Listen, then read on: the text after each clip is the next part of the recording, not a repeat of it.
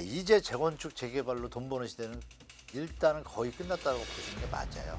그 얘기 뭐냐면 일본처럼 부동산이 활활 불타오르던 그 끝 다가오고 있다는 거를 여러분들이 인지하시고 중장기적인 대책으로 가셔야 되고, 지방에서 세종시 같은 경우는 지금 많이 조정받았어요. 신혼부부인 경우라면 딱 간단합니다. 자기 소득 비교해서 30%다? 그러면 편하게 가자 하면 아무 때나 사셔도 좋다라고 말씀드립니다. 네, 특별한 경제 강의 머니 특강. 안녕하세요. 저는 오늘 특강을 맡은 한문도라고 합니다.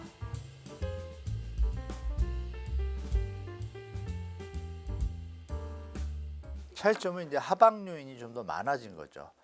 그러니까 정책 자금에 대한 집행이 과연 가능할지, 일기 신도시 정책이 제대로 이루어질지, 또 재건축 재개발에 대한 것들이 그것도 뭐 너무 두서없이 급하게 나와가지고 지금도 뭐 안전진단 없이 재건축한다고 펌핑을 하는데 그건 나중에 그거 부메랑으로 돌아옵니다. 왜냐하면 그게 말이 안 되는 것이요. 자, 서울에 아파트가 100개가 있는데 100개를 한꺼번에 보시면 100개 살던 사람 다 어디로 가죠? 할 수가 없어요. 동시에 지금 막 하게 했잖아요. 그러면 어떤 일이 벌어지냐면 이 도시계획의 기본, 특히 도시재생의 기본은 순환 개발이에요. 순차적 개발. 네, 그래서 여기에 만세대가 부셔질 때쯤에 여기 만세대가 생기게 하는 이런 정책을 계속 써왔어요. 근데 갑자기 그걸 갖다가 다 할 수 있어 이러면 다 부실 수 있다는 얘기잖아요. 거짓말입니다. 결국은 순차적으로 갈 수밖에 없거든요. 그래서 안전진단 없이 간다라는 그런 정책들이 아마 또 정부가 바뀌고 나면 과연 유지가 될 것인지, 그럼 그 현장들은 어떻게 되겠어요? 그 와중에 잘 하는데도 불구하고 건축비에 대한 부담감으로 인해서, 건축비 추가 부담금이라고 그러죠, 우리가 재건축 재개발 현장에서 추가 분담금이 이번에 또 환율 올랐으니까 또 한 건축비 10% 오를 수도 있습니다. 건축비만 해도 부담되는 수준인데 조합원 수가 많은 현장들은 답이 없습니다. 다 자기가 그 돈을 내야 돼요. 내가 일반 분양분이 없으면. 그래서 이 부분이 강남사고는 분양가가 높기 때문에 상쇄하는 효과가 있습니다, 충분히. 근데 그 부분에서 다른 지역들은 아니거든요. 특히나 여러분들이 아시게 아파트는 300% 넘으면 닭장이 됩니다. 일기 신도시도 316%로 그건 이유가 있어요. 400% 지면요, 거기 집값 똥값 됩니다, 나중에. 100%. 근데 지금 이제 200%에 지은 집들이 있어요. 여러분들이 아시는 재건축은 로또라는 게 뭐냐면 1970년, 80년대 된 지은 주택공사가 지은 것들이 용적률이 100에서 120%예요. 근데 그걸 250% 지면은 집이 2배가 되잖아요. 2배가 되니까 집이 2배가 된 나머지 부분을 팔 수가 있으니까 그걸로 건축비를 충분히 메꾸는데, 건축비하고 그럼 분양가하고 딱 비교하면 돼요. 건축비하고 분양가 수준이 비슷하면 이건 답이 없잖아요. 그 돈이 그 돈이니까. 근데 건축비보다 분양가가 많이 높아요. 강남 지역이죠. 그런 데는 사업성이 좀 다른 데보다 좋으니까 강남 로또가 나온 건데, 재건축 기본 30년을 하니까 노후주택은 20년을 줄여놨지만 그것도 말도 안 되죠. 100년 가는 콘크리트를 20년 만에 노후주택이라고 만드는 게 이게 정상적인 정책입니까? 그러면 여하튼 간에 30년이 기본이에요. 30년이 기본인데, 그럼 1990년도에 지은 게 이제 2020년 넘었으니까 30년 됐잖아요.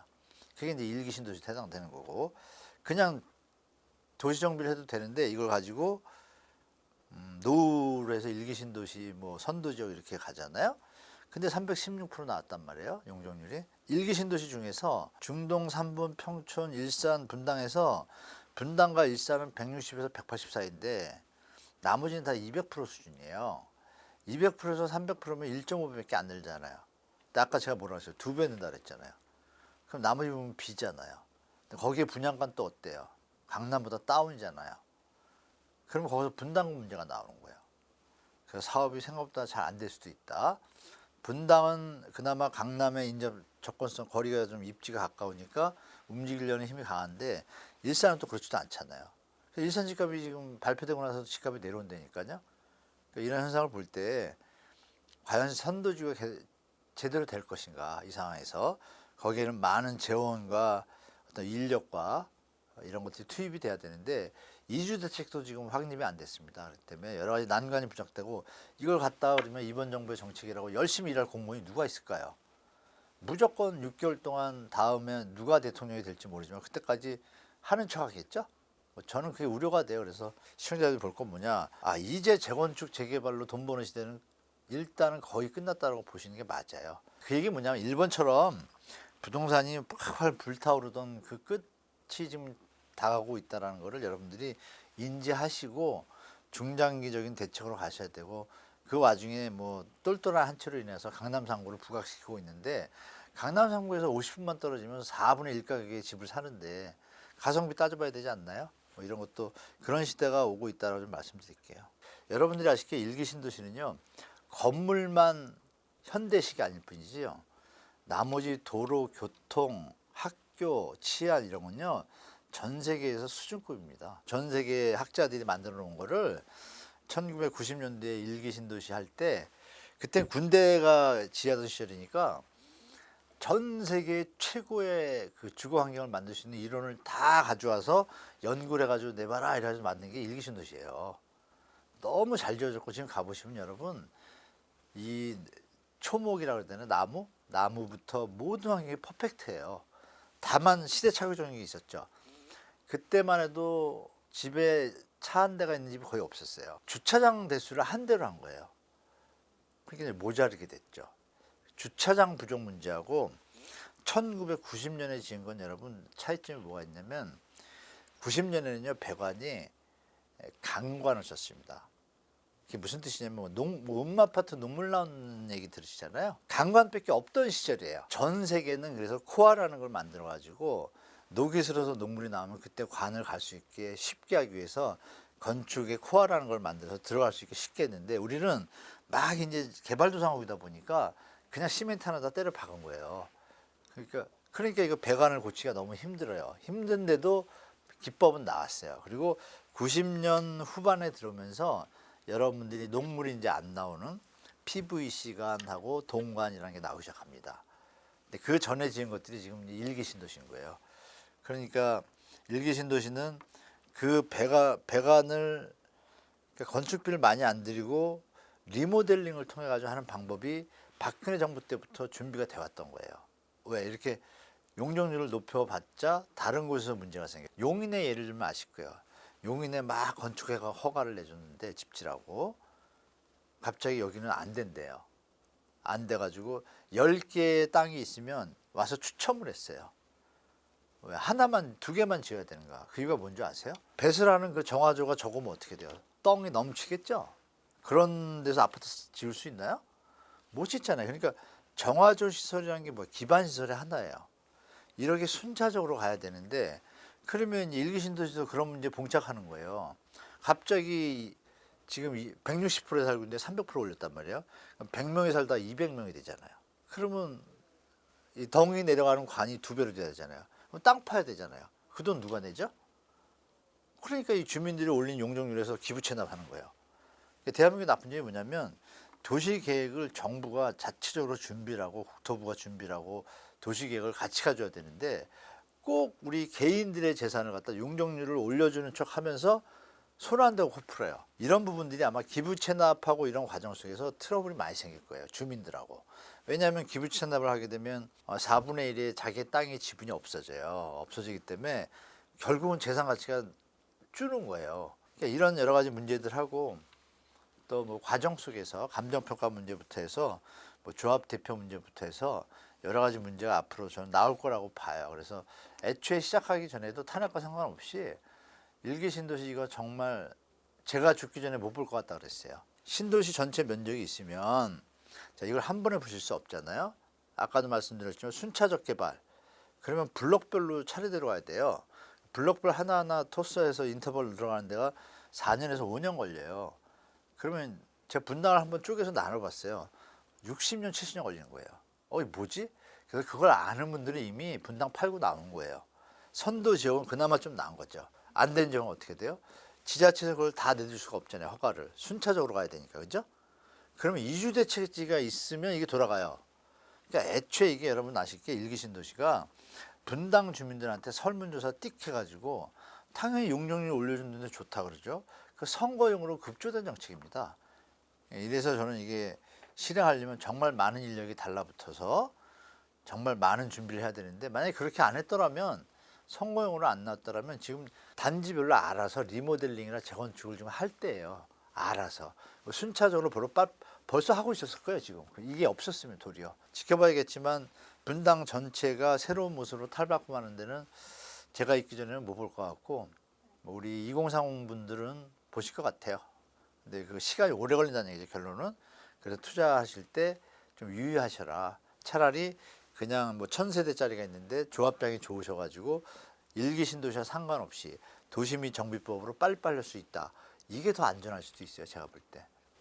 일단 탄핵 트리거가 나왔고 건설사하고 신탁사 문제가 조금 있습니다.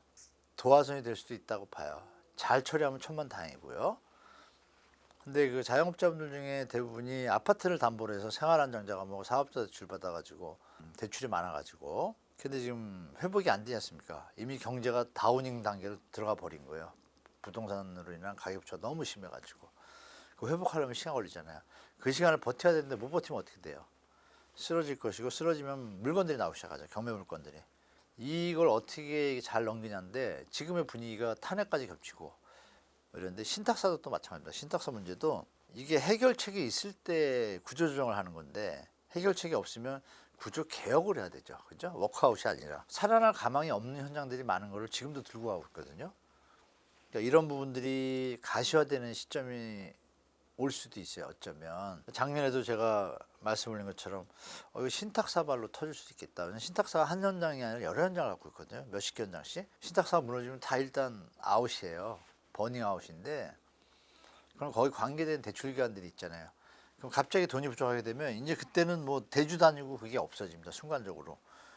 대주 다니고 뭐 나 살아야 되니까. 이러면 이제 정부 정책이 안 먹히기 시작해요. 그 시기가 지나야 또 구조조정이 되거든요. 근데 그러면 이제 시장이 좀 세게 충격받을 수 있다라고 이제 보고 있는 거죠. 그래서 리스크가 자영업자 리스크, 신탁사 건설사 리스크, 저축은행 리스크, 또 캐피탈도 문제가 있습니다. 캐피탈 리스크도 있고 또 허그의 것도 있습니다. 허그가 지금 돈이 없어서 전세보증 대출을 스톱하려고 그러잖아요. 이런 여러 가지들이 지금 여러 곳에 지금 내관들이 많은데 잘 해결하면 이쁘게 연착륙 될 것이고 잘 해결 안 되면 좀 세게 충격받아서 몇 년 갈 것 같습니다. 제가 볼 때. 네. 우리 주식초등학교 시청자가 뭐 전국에 있을 텐데 지방에서 세종시 같은 경우는 지금 많이 조정받았어요. 그리고 뭐 조금 좋은 단지들은 호가를 유지하면서 버티고 있지만 여전히 하방 압력이고 약간 넥스트 단지를 가면은 많이 빠져 있습니다. 그래서 신혼부부인 경우라면 여력이 되는데 기본이 그거예요. 자기 소득에서 주택 대출 이자하고 원금하고 갚는 금액이 소득의 30% 이하면은 그 아무 때나 사도 됩니다. 집값이 올라가든 내려가든 결국 언젠가는 조정받고 가면은 나중엔 평균선에 도달하거든요. 그러니까 집에 투자를 통해 가지고 차익을 남기는 그런 마음이 없으신 부부나 집안이시라면 자기 소득이 받쳐주면 아무 때나 사도 돼요. 너무 높을 땐 좀 피하는 게 낫고 지금처럼 조정기라면은 발품 조금 팔면은 적정한 가격에 사시거든요. 그러면 열심히 일해서 돈 벌면 되잖아요. 분명히 말씀드릴 건 이번 10몇 년 동안의 이런 장은 앞으로 대한민국에 없을 거라고 장담합니다. 제가 볼 때. 그러니까 생각 잘 판단하셔가지고 소득이 받쳐주면 막 이거 재지 마시고 조정 많은 데 가셔서 부동산 여러 군데 가시면 뭐 2억짜리부터 2억 5천, 3천, 3억까지 되거든요. 그러면 그 2억짜리 사면 잘 하시는 거잖아요. 그런 또 어떤 뭐 안정적인 어떤 시장 조사를 하시면서 자기의 자산 관리랑 잘 맞추시면 집은 아무 때나 사셔도 좋다라고 말씀드립니다. 가급적이면 조정받을 때 사는 게 나은데 그걸 기다리다가 또 세월 잡고 하잖아요. 중요한 뭐 신혼부부라든지 이런 분들은 딱 간단합니다. 자기 소득 비교해서 30%다. 그러면 편하게 가자 하고 열심히 살고 행복한 게 좋죠. 그 뭐 집 무리해서 샀다가 싸움 나 이런 것보다 100번 낫잖아요, 여러분. 그래서 집은 능력이 될 때는 살 수 있는데 무리하지 마시라고 특히 지금 시기는 더욱 무리하지 마시라고 말씀드리겠습니다.